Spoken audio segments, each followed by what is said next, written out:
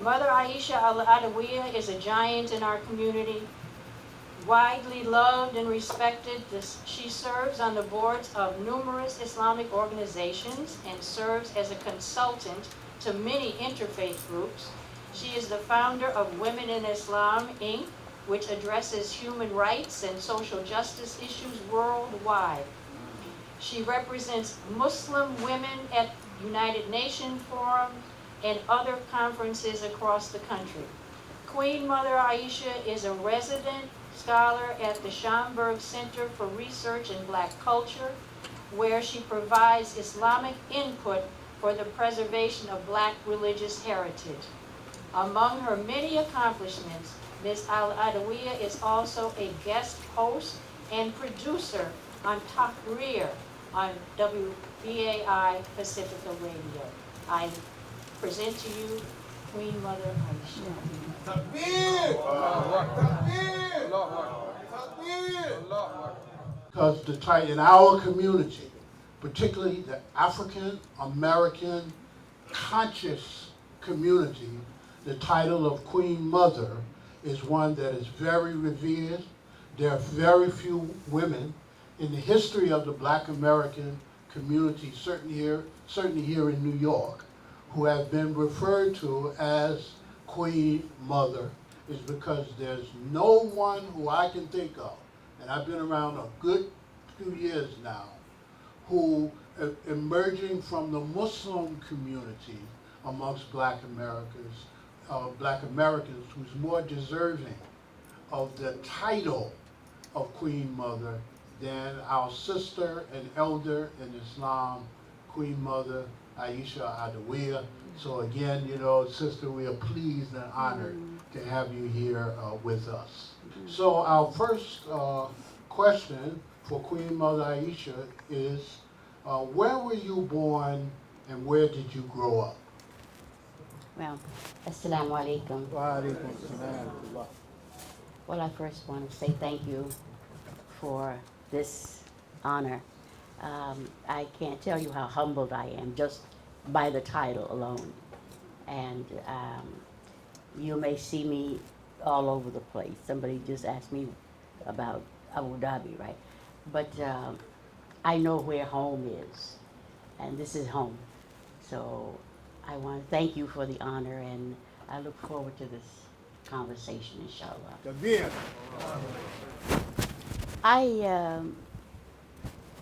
I was born and raised in Alabama. In the early 60s, I came to New York. But before that, some of my formative years, being raised in the African American Episcopal Church, and being a church girl, everybody went to church on Sunday, and we were very simple people. What part of Alabama were you in? My city is Eufaula. So you from the segregated South. Segregated and unequal South. Segregated and unequal South, where apartheid began. I hope you know South African apartheid was preceded by American apartheid. So what was it like for you growing up in Alabama when you did? Well, what was it like? Well, I like to say that I had a beautiful childhood and upbringing. My parents, the community around, there was just love. And we were protected from a lot of things that I now know are impacting our lives and the lives of our children every day. But we didn't feel that until we went outside of the community. My great aunt was a seamstress, more like a designer, and she made all of our clothes. When they would make the flour in those sacks, they would save those and began to make our dresses, out of. So we thought we were fine. We never knew we were poor, of that. My family had a farm out in the country. We lived in the city. My aunt, my maternal aunt, told me later, who lived in Brooklyn at the time, that that farm that we used to go to in the summer on vacation, we used to even volunteer to go and pick cotton. We oh God, that didn't last long, but no, really. But that was my aunt told us that that farm was actually a plantation, and along the way somehow, you know, it's gone. It's all grown up and grown over. So I'm going to go back, inshallah, and see what's left there, and if there's anyone still around who can continue that conversation about the history. Growing up in the South, I think my father was the one who gave me permission to resist. Uh, my mother, would send us to church every Sunday. We were very proper, children. I sang in the choir. I actually came to New York after I left high school to pursue a singing career. But my mother was the one who kind of kept that chain of command for us.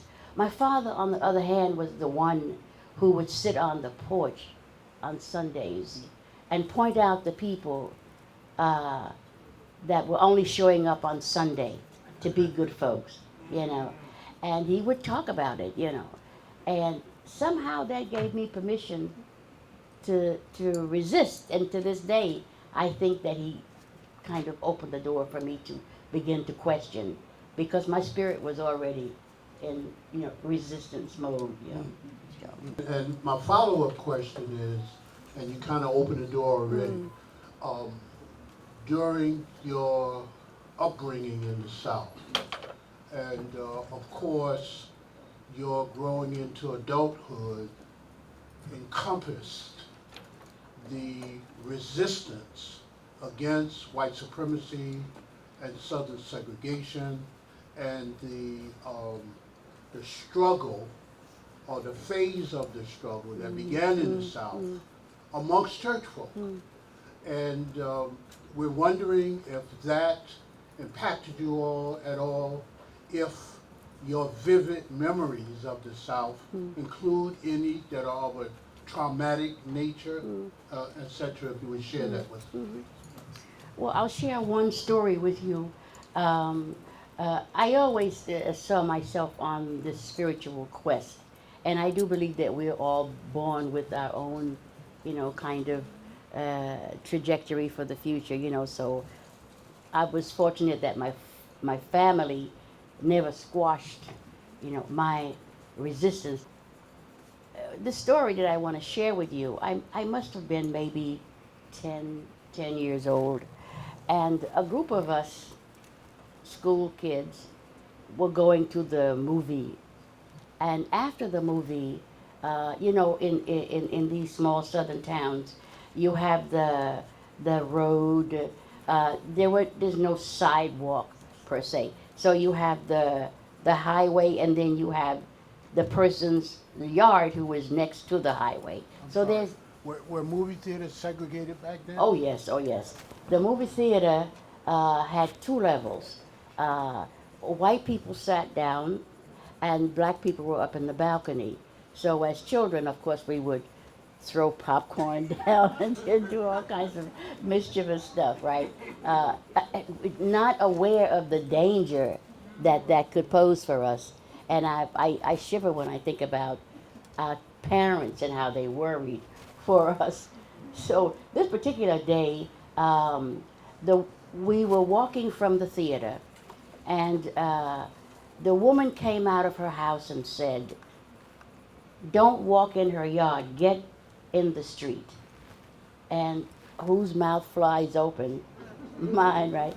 And I said that your sidewalk is the street.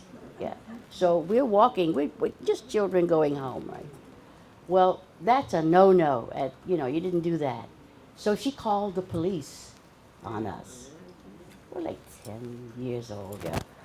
So still the fear didn't manifest. And to this day, I still think I have a delayed reaction to, to trauma and stuff that happens. So she said she's calling the police. The police came. The other children walked on ahead, and there was one girl, classmate, who stayed behind with me. So they actually put us in the police car, took us to the police station, and began to question us. You know, what were we doing? What happened? So I again am the one who's talking, trying to explain what actually had happened. And so I'm telling him what happened. And at one point he says, "Shut up." But he's talking to my friend, and she's not the one who's talking. So I again said, "She's not talking, I'm talking." Right? Oh, it's right. But still, the fear hasn't, I'm trying to give information. He asked a question, and I'm trying to answer the question. So he said, "Didn't I tell you to shut up?" Right? And then at one point he says, "If you don't shut up, I'll take my belt off." And he could do that, you know. He could take his belt off and beat me to a pulp or God only knows what. So I think of my parents. We had to go to court. All of my schoolmates skipped school that day, came to the court, and the judge is asking, "What did you say?" So I'm trying to explain again to the judge what I said. And at one point he calls the woman who had called the police to explain to him what had happened because he wasn't satisfied with my version of the story. So she actually comes and whispers in his ear. So the judge asked me, "Did I say that?" So again, I said, "I don't know because I didn't hear what she said," right? Well, that was like an affront. You just so my parents were devastated that I was really walking in harm's way, and they were very clear that after I graduated from school, I was out of Alabama, right? And that was fine with me because I wanted to come to New York and be a famous singer and all that. But I think about them this day and the pain and horror that they experience in terms of trying to protect their children. And I'm also reminded in your journey of one of the incomplete narratives that exist about Americans of African descent. Here's how the narrative goes. Narrative goes that black people in the South left the South in what is referred to as sociologists as the Great Migration, and that they left the South to come northwards only seeking employment and seeking to become part of quote-unquote prosperity in the North, which Al-Hajj Malik al-Shabazz, Malcolm X, referred to. He said, well, no, he said, up north is really up south, he said. However, we now know that the great catalyst for migration of black Americans from the South to the North was actually white supremacist violence, generally speaking, and lynchings in particular. There have been studies done now, and I don't mean Donald Trump claiming he being lynched. I'm talking about show enough lynching. Ida B. Wells lynching. You young people, write that name down. Ida B. Wells, you need to know her. And studies have been done that now prove that every time there was waves of lynching by the Klan and these other white supremacist groups, that black people would pack their stuff and they would leave, or they would send their sons and daughters northwards in an attempt to get away from the racist violence. And now we hear very clearly that your own journey is kind of a reflection. kind of a reflection of this. So apart from your career aspirations, Yes. was there anything else about New York? I mean, you probably could have gone a lot of places. Why New York? And yeah, why New York? Well, for one thing, I had relatives here, and my parents were not ready to let me just go totally on my own. I did that anyway, but they thought that I was going to a family, you know, my relatives, and I would be safe. Well, I stayed with my aunt, maybe not even for a year before I had headed out, you know. Somewhere in Greenwich Village. This is the '60s, right?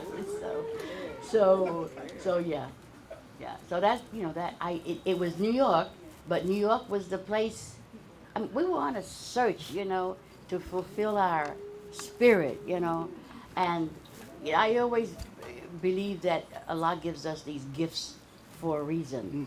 And although when I took Shahada, I I had to I had to put that on the side because I just didn't know what to do with it. I, you know, we didn't have beautiful venues to perform in at that time. You were in nightclub dives. You know, it was hard on young people and definitely hard on young women, right? So, and a young girl coming from the South who's been virtually protected all her life, despite all of the racism and brutality there. So that, you know, the environment was brutal. And I'm thankful to this day that I was raised the way I was, because I mean, although I wanted to get with the program, you know, people were, you know, you can just research what was going on in the '60s, you know. I mean, a lot of good things were happening, some terrifying things were happening also, but I think I came into my own during that time. And my soul wouldn't allow me to participate in certain kinds of things. I, I'm basically a shy person, you know. That doesn't work very well, you know, at that time. So I had to, you know, walk away from all of that. But that doesn't mean that the spirit and the gift goes also. It just resides somewhere else. So yeah, well, so I'm still trying to figure out what that is, you know. So, alhamdulillah, yeah, that's a journey. So my next question is kind of rooted in that, and it is,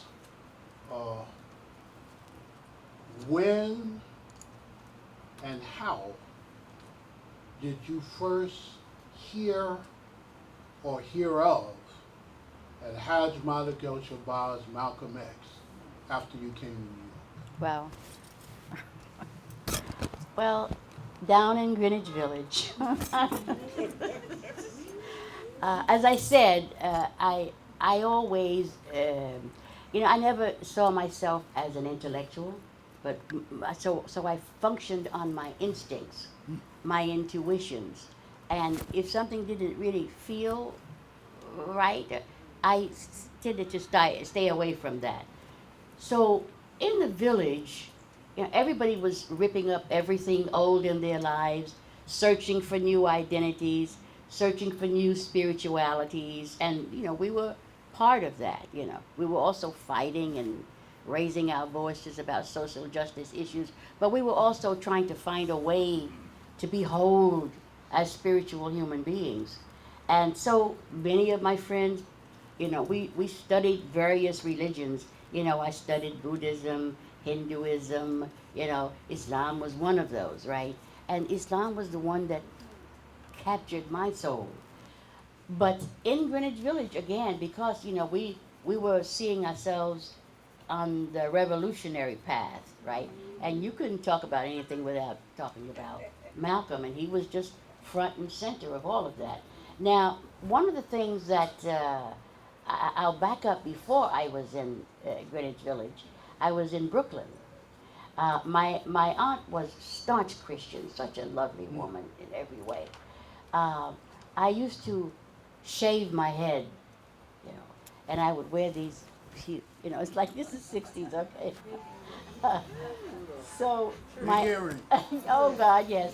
So my aunt would say, "Oh, because I had to go to the barber regularly and get, you know, a trim." So she said, "Oh, there's a barber down the street. You can go there and get your hair trimmed, right? A barber shop." So my aunt now, who is a staunch Christian, is sending me to the barber shop, and she knows who they are, right? These were brothers who were in the nation, right? But so she trusted enough to send me there, right? So I went, right? And well, you know, this is like the conversation began, you know. So they would take me wherever they were going, wherever there were talks, and I would go. Now, you know, growing up in the South, being educated, you know, it's like the message was just mesmerizing. You know, it's like Well, what year are we talking about? we're talking about the early 60s. We're talking about the very early 60s. And, you know, they would take me to places where Haji Malik Shabazz would be talking, or anybody was talking. There were concerts where Farrakhan was singing, and, you know, so it was an incredible time. But I began to hear about us as African people before slavery, right? What was our history? What was our culture? Who were we? You know, and that was mind blowing. And so that was my first glimpse, you know. So that's what you would see Malcolm way someplace there, right? But the message was life altering forever. So that was my introduction. Yeah. So now, following that trajectory in your Yeah. journey, Yeah. when did you actually accept Al-Islam and why? Well, as I said, I was being guided. I knew that I needed something to guide my life, to protect me, because I also knew, and this is like a heady time in the 60s, you know, and you could just self-destruct overnight. So I knew that I needed something to protect me. So I was looking, yeah. And wow, there's so many strands. Take your time. What was the question again? When did you actually accept Al-Islam? When did I accept and Islam? why? Yeah, why? Well, you know, I would love to say, you know, all to cite all the books that I read and all, but I Allah just chose me, you know, and I just feel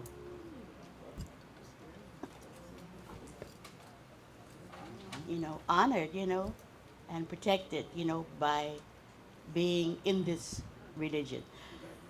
So I just, I don't know when that was. It just, well, by the time I took Shahada, I was working in Greenwich Village, you still wanted to dress up cute and everything. And I was managing this little boutique down on 8th Street and MacDougal, right? I lived upstairs. So it was the life. But slowly, my diet started to change. This was also the health food fad was kicking in now, right? It was a fad then. I mean, you had to go all the way over to the east side to get your food. Yeah. So that's what we were doing. So the diet began to change. Um, I stopped smoking. Cigarettes. Yeah. So I was done. So I put down the cigarettes. I put down the wine. It's like that was gone. Not a big deal. It was easy, right? The clothing was changing. I'm wearing my scarves and my long clothes, and it was beautiful. I mean, and then we had a lot of designers and people around in Greenwich Village, so they were feeding that kind of stuff. I was blessed at that time where I worked. They thought it was fashion, so I could be in the store, selling all of these beautiful things that the owner was a jewelry shop, right? the owner would travel around the world and he would bring back stuff, much of it from Africa, right? And so I would wear it all. And so they thought my changing was part of the fashion thing, right? So it's fine. That didn't bother me, right? Wow, you're just bringing back a lot of memories here. Take your time. Wow, we don't have that time.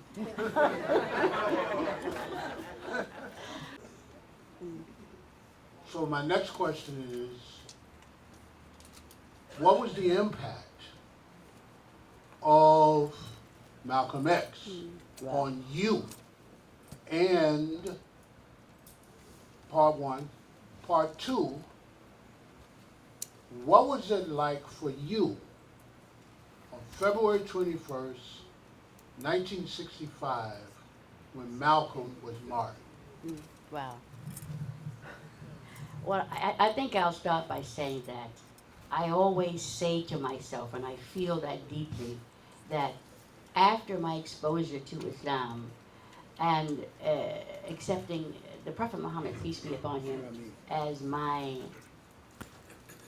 mentor, yeah. After that was Malcolm. That's the impact that he had on me. So I continue to refer to him as my mentor because I constantly go back. You know, I try to do a lot of other things, you know, but the heart resonates there, you know. So that was the impact. I don't even remember what I felt when I heard that. I really don't. I just blocked that out. I mean, I can't even remember. Really. Yeah. Which is a sure sign of trauma. Yeah, I can't even remember. Sure sign of trauma. Dr. Shabazz, wow, Dr. Shabazz.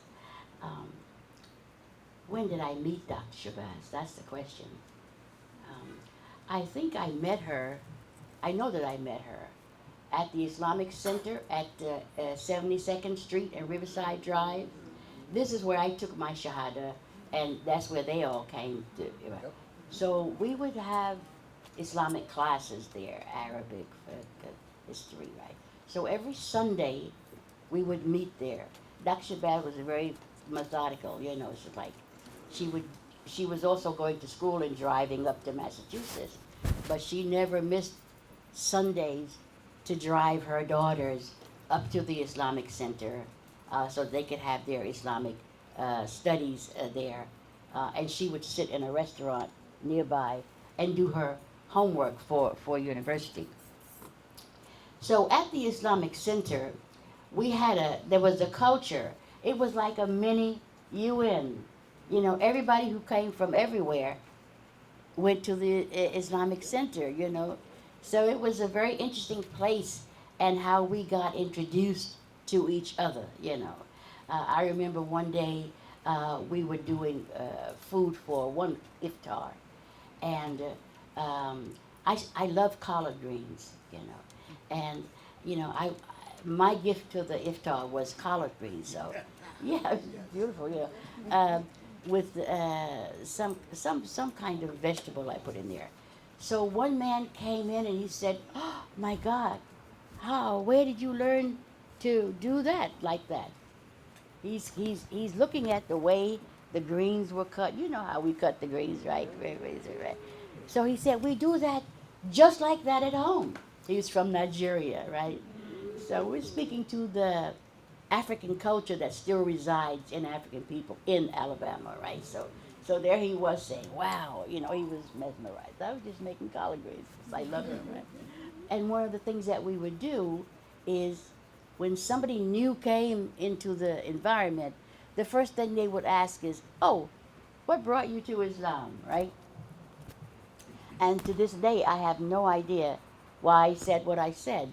So one of my friends was sitting next to Dr. Shabazz, and she asked, "Well, what brought you to Islam," right? And I said, "I'm just following Malcolm." So my friend said, "Then meet Mrs. Malcolm X." So that's how the relationship began. And Betty, you know, the way she does, she just said like that, you know. So that was the beginning of the relationship. And it grew and blossomed, and, you know, I love her. She had an incredible struggle before her, and she was a powerful woman, and she never wavered. And one of the things that I wanted to do in my work, I created Dr. Shabazz award ceremony. Am I getting ahead of myself? No, please. Yeah. In Women in Islam, one of the things that I wanted to do was honor Dr. Shabazz for her struggle, because unlike the other widows, Coretta Scott King and the other Maury Evers, she didn't get the kind of support that they did just because they were Malcolm's children. Deep, deep trauma and pain that they're carrying. So those are my children, you know, and because they are Malcolm's children, you know. And so to this day, I feel this responsibility to them ongoingly, you know, despite everything. There's nothing that they can do or say or anything that can, you know, break that love that I have for this family. And I think that we owe that. We owe that to Hajj Malik Shabazz.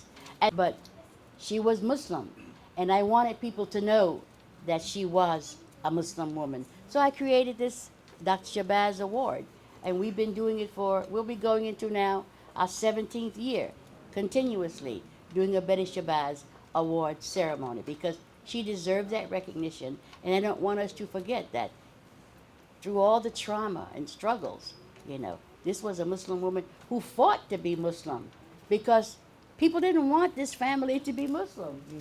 You know, they would pull at them and all kinds of things, and they insisted that no, we're Muslim.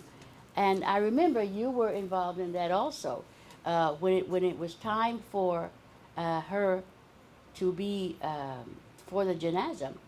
You know, I had asked the daughters that when that time come, would they allow me to, you know, make sure that she had an Islamic burial. And the resistance was just right there in the room. One famous woman, I won't name her now, right? But I was saying, we don't need an autopsy. We know why she died, you know. And then we're saying, because as a Muslim woman, you know, this is what our practice says, and there are no extenuating circumstances. So she should not be, you know, autopsied, right? And so Mr. Sutton, bless his soul, you know, was there. And so I asked him, would it help if we get a statement from the Muslim community saying that this is our Islamic practice, and therefore she should not be autopsied? And so he said, well, yes, please. So Imam Talib is one of those persons that I called, you know. And so, long story short, she was not autopsied, right? But again, it's thanks to the daughters to allow this to happen, because people were insisting, you know, get away from this religion, you know. It's like one woman said to me, famous woman. So I'm talking, she's Muslim, and this is, so the woman says to me, well, she was Baptist before she was Muslim. Big, heavy pushback, you know, because I'm just a simple person in the room, you know, trying to make sure food is there for the family and all. I honor these daughters, you know, for standing up for their mother as a Muslim woman, and in the final analysis saying, my mother was Muslim and she will have an Islamic burial. So I always honor them for that. I remember when she called me at that moment, and we had to do, you know, a direct intervention with the medical examiner's office up in Westchester. So a quick side note, she mentioned 72nd Street, the Islamic Center at 1 Riverside Drive at 72nd Street. And I'm really saying this for the benefit of those of you who are younger than elder, who might not really know the history there. You don't know, for instance, that there used to be a masjid for many years right here on 119th Street, West 119th Street, between what was then called 7th Avenue and Lenox Avenue, and that was called the Academy of Islam. This is a masjid right here in Harlem. Yeah. And that people who worshipped at the Academy of Islam donated their money and put forth a great people's grassroots contribution to help bring the Islamic Center at 170 at 1 Riverside Drive into existence. And 1 Riverside Drive, and it's still there, you go there, this is long before 96th Street, okay? 1 Riverside Drive eventually gave birth to 96th Street, and it's still linked to the Islamic Cultural Center at 96th Street. And that was the place not only where Queen Mother took Shahada, and Dr. Shabazz and the daughters, that's also where Hajj Malik al-Shabazz, Malcolm X, took Shahada. He took Shahada right there, 1 Riverside Drive, I think it was April 4th or April 8th in 1964, April 8th, prior to him leaving to go on Hajj. This is history you need to be aware of. Yeah. And you also need to be aware of the fact that Dr. Betty Shabazz, Rahmatullah alayha, may Allah have mercy on her, that her name was Betty Bahia Shabazz, and that she was a Hajjah as well. And that struggle that Queen Mother describes, you know, around Islam versus other things, those same pressures were on Hajj Malik al-Shabazz after he left the Nation of Islam. You know, there were people in his ear. Still. Pardon? Still. Yes. Yeah, oh yeah. And in fact, what you see happening now, the struggle over Malcolm's identity, it really goes back to that time. And people were saying, oh, you ain't in the nation anymore. You know, and he kept saying, yeah, but I'm Muslim now. And so this is all part of the back story. So when you see this current effort to talk about everything about Malcolm X, except for the fact that he was Muslim, you know, this is the backstory for it. And interestingly enough, right? And so I said, okay, I'm going to join, you know, these groups, and they have to know, have a different perspective, you know, that these women are, whatever the situation was, they need to hear our perspective. And there were no visible Muslim voices there, so we just kind of put our foot in the door and walked in, right? And I remember, you know, going to the United Nations sometimes and showing up, and people would look around and wonder, what are you doing here? You know, with a headscarf and all this. Like, yeah. The one woman said to me, I'm sorry, but this is a feminist thing. And it's like, she couldn't imagine that I would have anything to offer to this conversation. So I had to fight my way in the door. You know, I'm going to be here. I'm not going to leave. They were forming committees and groups to go to Bosnia, you know, to service the community, take their testimony. Many of the women were saying they felt re-traumatized, you know, after they would come in and take all of this information and brutality that happened, and then just leave them, you know. So that trauma still resides, but I formed a love for this community. So I would go to these meetings and people would look at me like, are you from Bosnia? You're not Bosnian. You know, no, I'm not. But the majority of the women who were being victimized were Muslim, so that makes it my business. So I just jump in, that's it.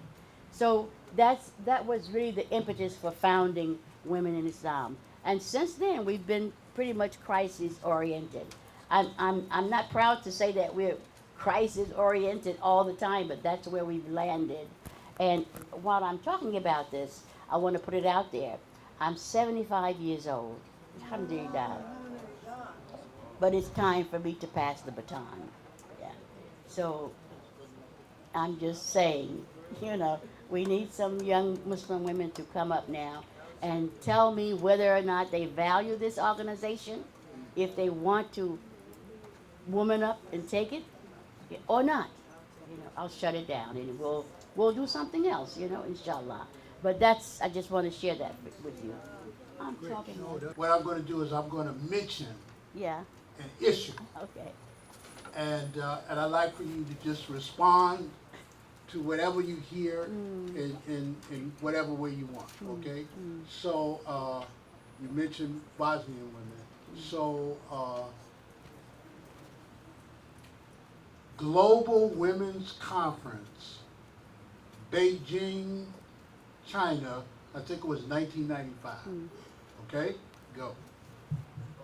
Well, it was our first foray into an international arena, right? I personally didn't go to Beijing, but we had a sister who represented us there. So, again, a lot of good things happened, but I always find myself outside with the critique because we were not driving the narrative, but joining the narrative. And so that's something that continues. Excellent. And by the way, I'm up on this because I follow these issues. And the year before, because in the non-Muslim feminist world, Beijing was a big thing. The issue that you mentioned about abortion on demand, so in 1994, in Cairo, Egypt, there was another women's conference on population control. And the dynamic exemplified by what Queen Mother described, the kind of response that she was getting at the UN, was exacerbated in Egypt when Muslim, largely Egyptian,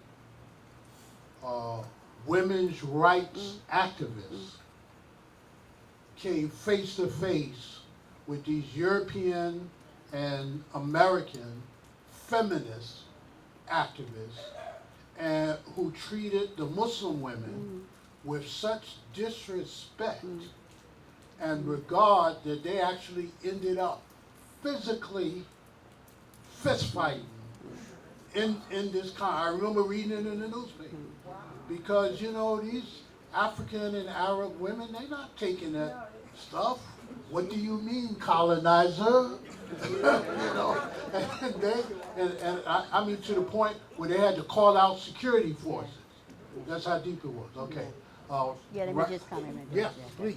One of the things that when especially doing stuff over at the UN, and I want to say that although I don't identify as a feminist, people put me in that category because I advocate for women's rights, But that's one thing. But the women who are coming from these various countries, right? I always say, as Americans, we're so arrogant. We think that, we know everything, we can fix everything. All you need to do is just sign on, and it's like, it's really atrocious. So, you get to see that really up close, right? But then you see the woman, I would see women, some of the African women would come out when they would say, oh, what their issue is and whatever it is. And the African women would come out and say, that's not our issue. Our issue is we want safety, we want clean water, we want education for our children, this is our issue. And they begin to really push back in a powerful way, that would say, okay, so back up a little bit. You can learn something from other people as well. So rather than, going in to save everybody, I used to criticize a lot of the movements that we created because it always started with save somebody, save Bosnia, save the Palestinians, save everybody. It's like, why don't you just go in and help the people and let them save themselves, and you'll be a supporter. But anyway. Excellent.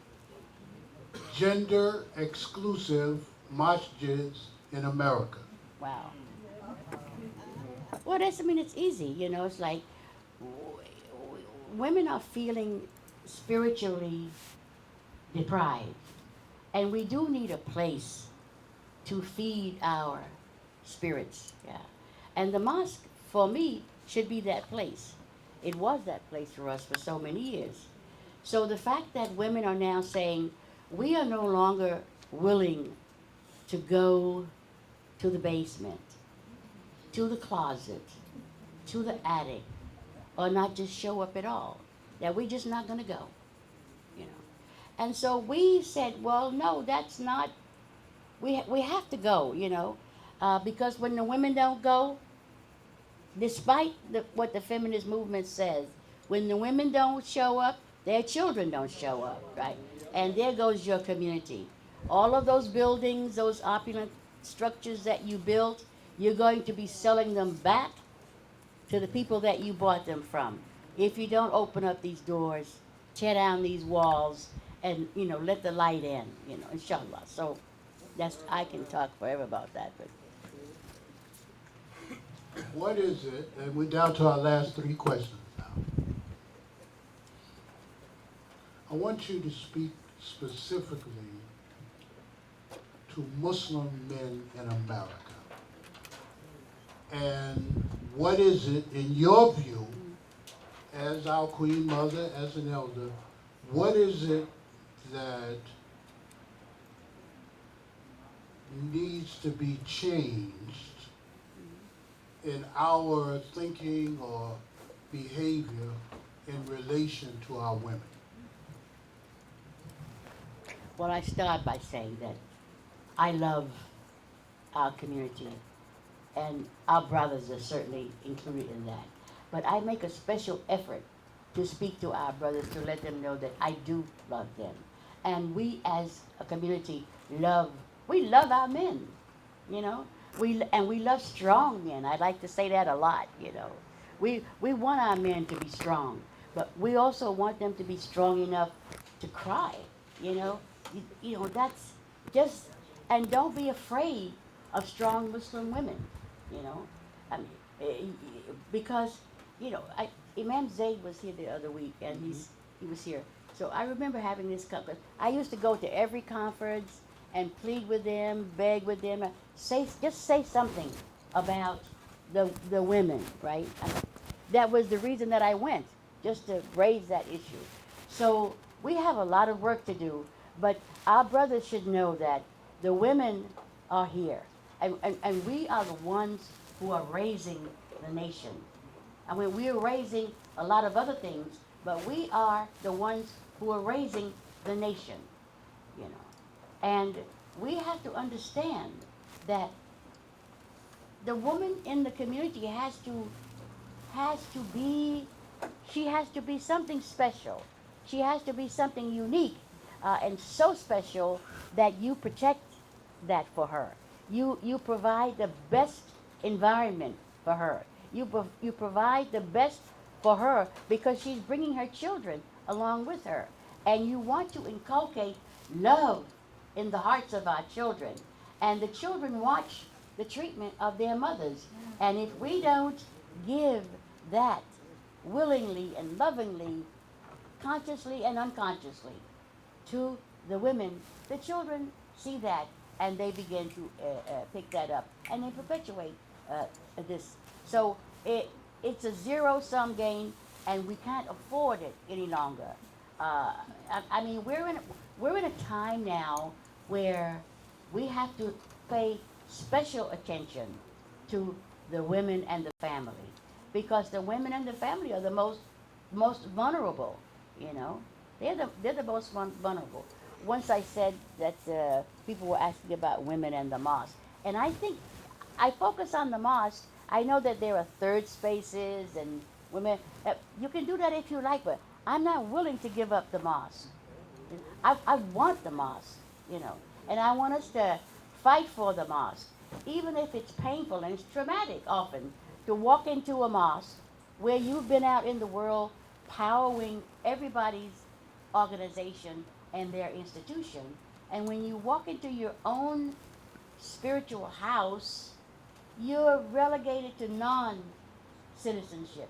It's so painful, but we don't talk about the pain, you know. We're just up in arms. But our men have to see how painful that is for us, you know, to be treated this way. And you know, somebody said, well, we're not going to sit in the back of the bus anymore. You know, we're going to claim our rights, the rights and the responsibilities that Islam gives to us. But in order for us to carry out our responsibilities, we also need our men, you know, to have our backs, as it were, to provide the environment, you know, so that we can do the real work of raising the nation. So again, I would say we have to raise men that are strong enough to not be afraid of Muslim women. That's really. So the follow-up to that, Tabir. So the follow-up to that would be, are there any other issues that you see as pressing issues of the time for us as Muslims generally, and Muslim Americans of African descent in particular here in this country? Yeah, yeah. Wow. My concern, I won't say fear, but it's bordering on fear, right? I know that there's a group of us who are holding on, right? To hold onto that rope, right?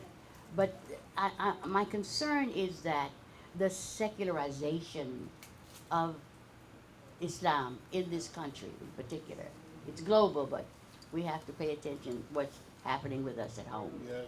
And many of our children have not had the experiences that their elders have had. That despite all the challenges and the things that we struggled with, we had each other, you know, and community was like family for us.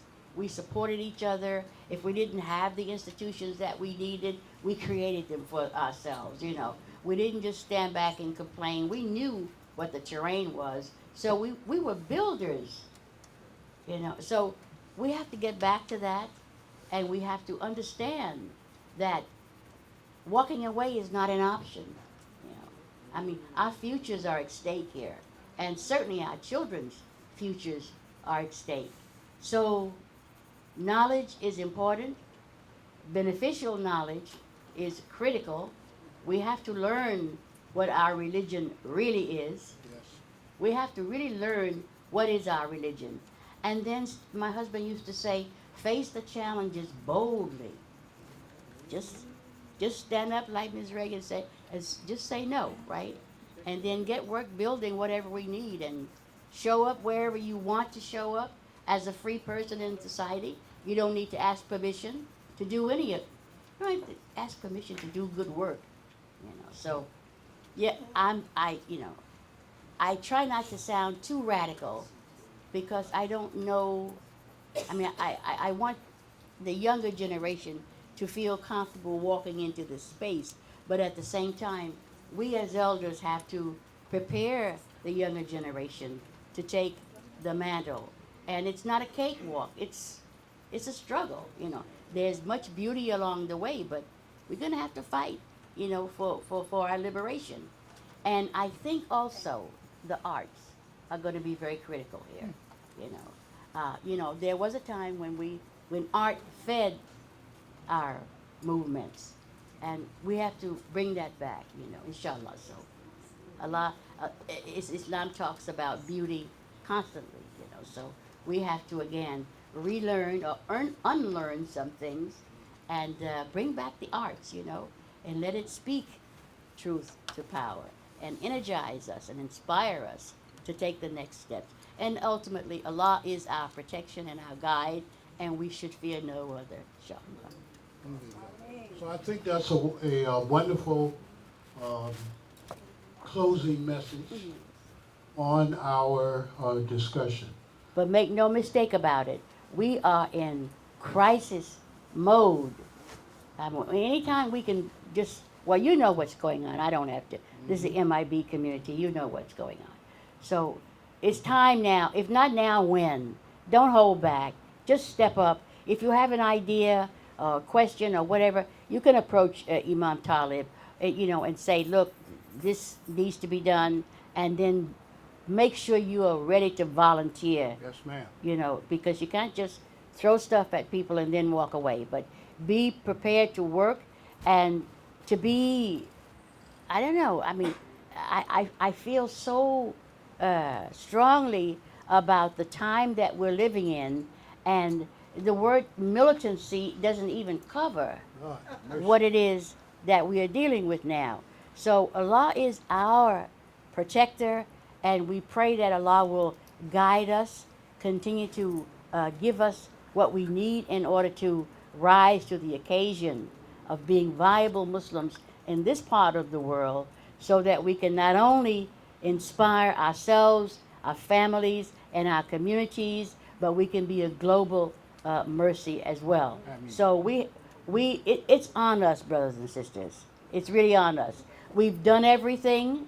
We've done everything. I mean, certainly our community has done everything. I mean, we know the deal. So now we're going to fall back again on Islam, the thing that saved us and brought us to this place. So as our Christian family would say, we know that God did not bring us this far to leave us now. Inshallah. Takbir! Takbir! Takbir! سبحانك اللهم وبحمدك أشهد أن لا إله إلا الله أستغفرك وأتوب إليك بسم الله الرحمن الرحيم والعصر إن الإنسان لفي خسر إلا الذين آمنوا وعملوا الصالحات وتواصوا بالحق وتواصوا بالصبر وصدق الله العظيم